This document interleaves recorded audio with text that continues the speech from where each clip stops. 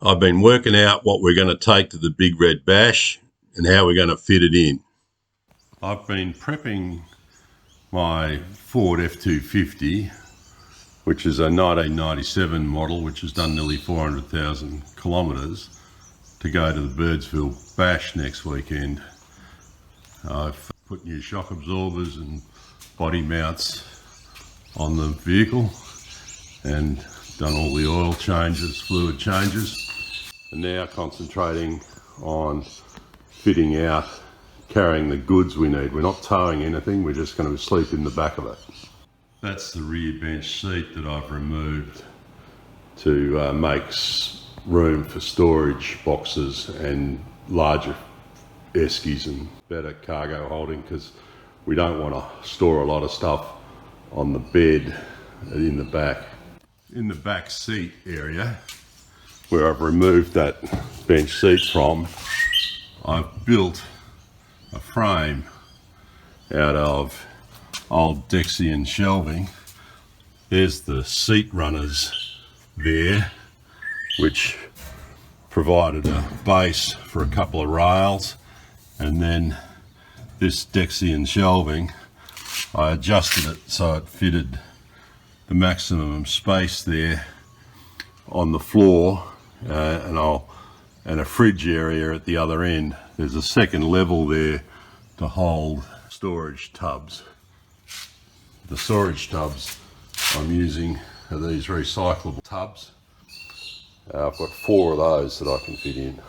This is a well insulated esky that we're going to take our ice in.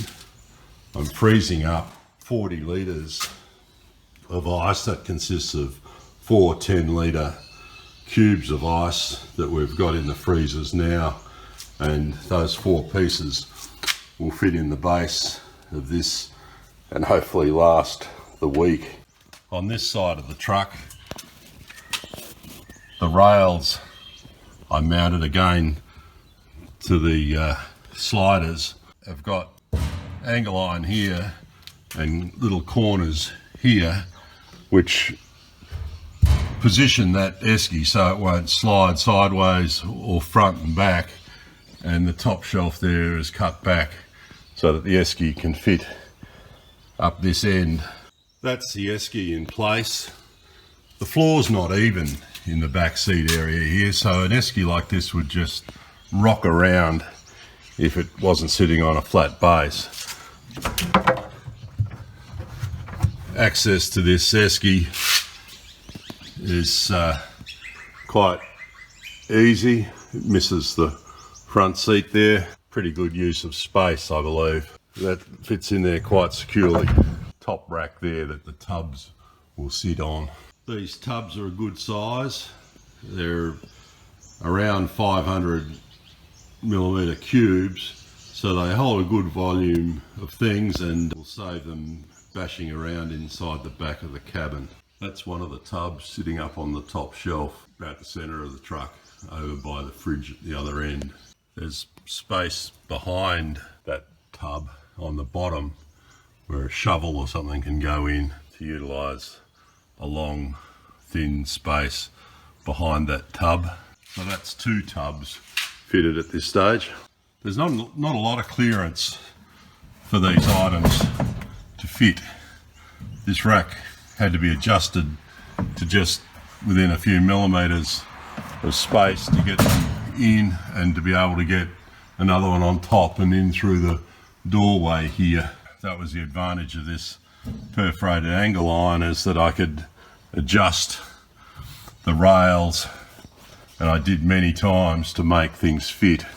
I also found in my shed some pieces of perforated blue material here, which was old Epson point of sale material, which just so happened to bolt in with exactly the right bolt spacing. It must be 3/4 inch spacing, this old Dexian shelving, and stuff just bolted in without me even having to cut those pieces I used to there, which created a bit of a shelf. Talking about the clearances to get these tubs to fit, this one you can see just fits widthwise with the door right open, and it needed to be pushed in and moved to its location.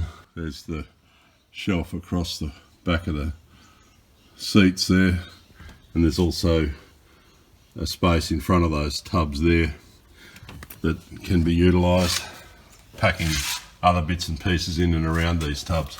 These bottom tubs needed to be set up so that they could be just slid out this end. The top ones can lift over this rail because at that point there's a little bit of extra clearance to lift them up. Pretty tight clearances to fit this gear in there. For quite some time we've been carrying this blue esky in between the front seats, but it had a tendency to sit laid back, slide around a bit. I made this extension to the rack that suits this esky. It holds the esky now up level, back further against that rack at the rear, and still accessible, although the lid doesn't open full air, opens enough to get drinks and things out from the passenger seat here. This extra little piece at the front suits another little tab box there. Truck doesn't actually have cup holders. Snacks and things can be stored in that box, and it won't slide forward or fall off the hump like it used to. Our bed in the rear of the truck has been cleaned up a little bit. I hand sewed the cover on the mattress. This is a flannelette sheet that's been spread over it. I put a cardboard liner underneath the mattress to help insulate it a little bit more from the floor. It's going to be cold there and we don't want a lot of heat loss through the floor. I've got some old blankets tucked over the wheel arches to build that area up and provide some thickness there so that your bearskin doesn't touch on the tin of the mudguard. It's holding the mattress up a little bit on either side there at the moment. Been doing some work. There's a little power outlet around the corner here that was fitted years ago for an Ingle fridge. I've made up an adapter so that it's now just a cigarette lighter. From a cigarette lighter I can plug in this car adapter for my CPAP machine. I'm also working on a connection so that I can plug into there my solar array so that I can help charge the car battery while we're away, because I don't want to be running the truck engine to recharge the batteries each day after me using a bit of power for my CPAP machine. I've also done a video about using Makita batteries on an adapter. This is a 12 volt and USB adapter that plugs onto a Makita battery. It's quite a good torch. Going to take gear away, Makita power tools, rattle guns and things that use these Makita batteries, and if the car battery's charged up I should be able to use the inverter to charge the Makita batteries as well. So I've got 8 Makita batteries that I'll take away fully charged. They can even run my CPAP machine if there's an issue. It's just a backup method. Quite a neat little unit, that one, to fit on a Makita battery. As the sign says, it's a portable folding solar kit. Fooling around with it yesterday while the sun shone for a few minutes at a time. It was a pretty overcast day, but it was putting out a bit of voltage. With the multimeter I could detect that it was charging the battery on the quad bike I was using, but I also then switched across and fed power in via this lead back to my battery through that cigarette lighter. That seemed to work as well. I'm hoping this just gives a top up for the system while we're camping. Beverly would probably rate this as the most important thing we're taking. Little portaloo that we've borrowed from her father. Got a flushing system and stores enough water to flush. I think we're only going to use it for number ones when you're up every couple of hours for a pee during the night. There's a few things we're going to have to carry on top of the bed in the back of the truck. One of them is this quick shade marquee. Effectively, it's a 3 metre by 3 metre vinyl marquee. We've got 3 walls for it. What I plan to do is to reverse the truck into the 4th side of the marquee so that we've got a little bit of privacy around the back door of the truck. We plan on cooking on the tailgate of the truck. Obviously, climbing out of bed at night, you've got to lower the tailgate down, climb out over the tailgate, and then we use a stool like this to step down to the ground. Those items, and then that's a deck chair in that grey bag there, and another one in that blue bag there, which will be our deck chairs for the trip. All of this stuff is gear that we've had around the place for 20 plus years. That quick shade tent we bought when the kids started go-karting back in 1995, well over 25 years old. It's got a couple of tears in it. I set it up and gave it a little bit of a clean. Still going to be serviceable. I've got a spare tyre underneath the back of the truck as a spare wheel if we get a puncture on the way. But if we get a puncture and we then pull into a place where we can get the tyre changed, the size tyres for this truck are a bit oddball and probably not held by a lot of places. So I'm going to take this unmounted tyre with us so that it can be put on so that we've still got a spare, a tyre change place, can throw that on the rim so we've still got a spare. That's my backup. Hopefully we don't need to use it.